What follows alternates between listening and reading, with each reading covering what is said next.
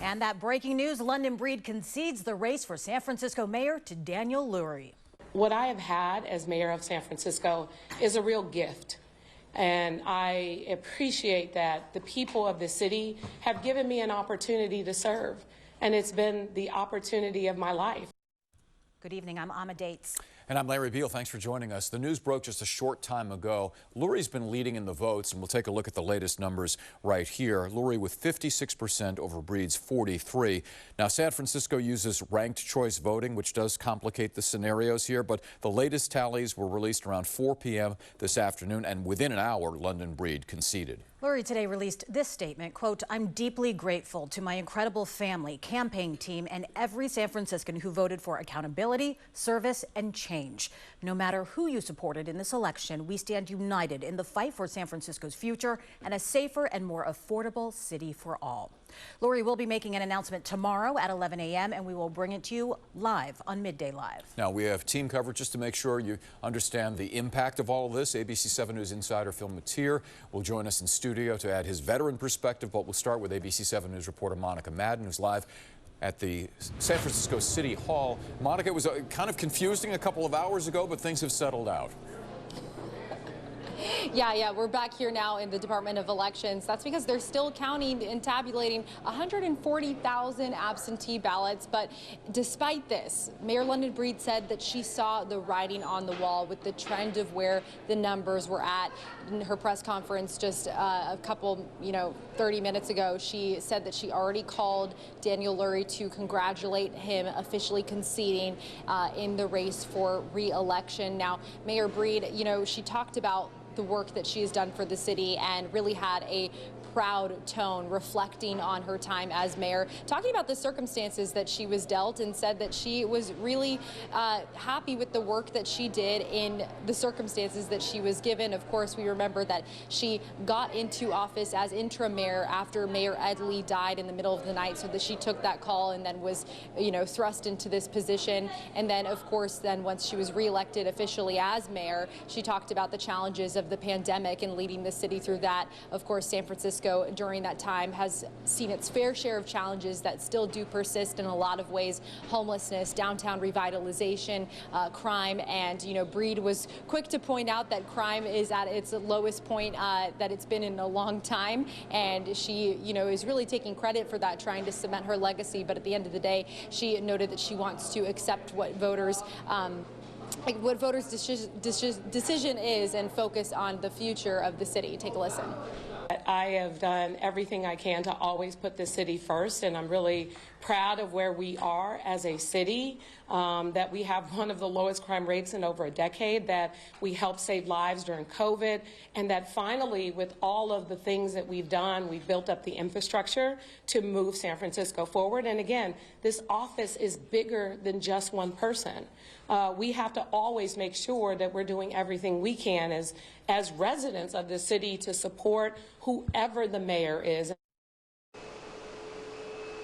Now, Breed did not say what is next for her in terms of her political future. I also want to point out that I reached out to Aaron Peskin, the Board of Supervisors president, to get his reaction. He was in third place, and he said that he is not officially conceding because he wants to respect the process, that these votes are still being counted, but did say that he called Daniel Lurie to congratulate him on becoming the next mayor. Live in San Francisco, Monica Madden, ABC 7 News. All right, Monica, thank you. And we have ABC 7 News insider Phil Mateer here.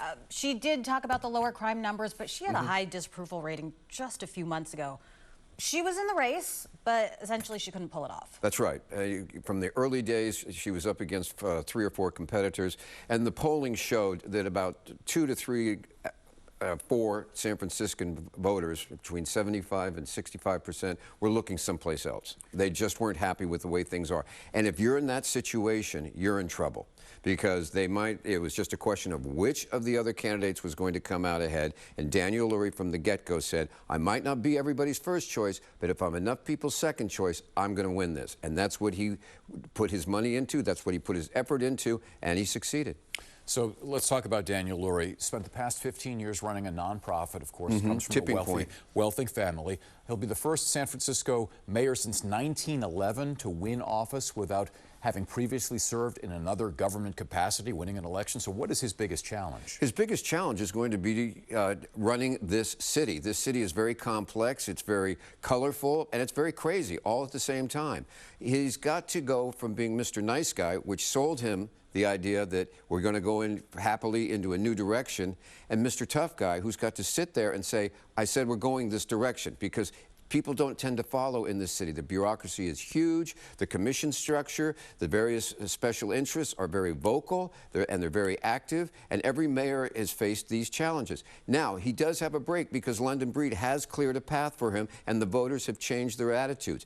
5 or 6 years ago, there would be resistance to taking people off the streets in their tents. There was resistance to prosecuting drug dealers in the Tenderloin. There was resistance about demanding that addicts get cures. Now, there is a call for that. In this race, it wasn't so much a question about the direction the city is on now, but who could get us to where we want to go the fastest, and they picked Daniel Lurie. Do you think there's one thing he really needs to tackle first? There are so many issues with homelessness, crime, revitalization, even just people's view of San Francisco across the nation. All of that comes down to he's got to make it clean and he's got to make it safe. He's got to continue the path that Mayor London Breed has with starts and stops and stops and starts, but he's got to make that, because that is what people were upset about. That's exactly what they were upset about. The vacant buildings, that will follow, but he's got to make it safe and he's got to make it clean. What's next for London Breed now? Well, that's an open question. If Kamala Harris had been president of the United States, there would be talk about possible an appointment. That avenue is closed off. There's not a lot of elected offices open, but she's young, she's talented, there's nonprofits out there, there is a number of things that she can do. And it's a little frustrating for her because she feels that she inherited a city that was in the dumper and she got it out, and now somebody else is going to take it across the finish line. But on the other hand, she was part of at least the establishment that got it there, saw it slide down. So, and she's been in office for 6 years. To some people, it was all like she already served two terms, and people just get tired. They want a new face, and that's what they're asking for here. Not just here, but look at around the Bay Area. She's not the first incumbent to find trouble right now.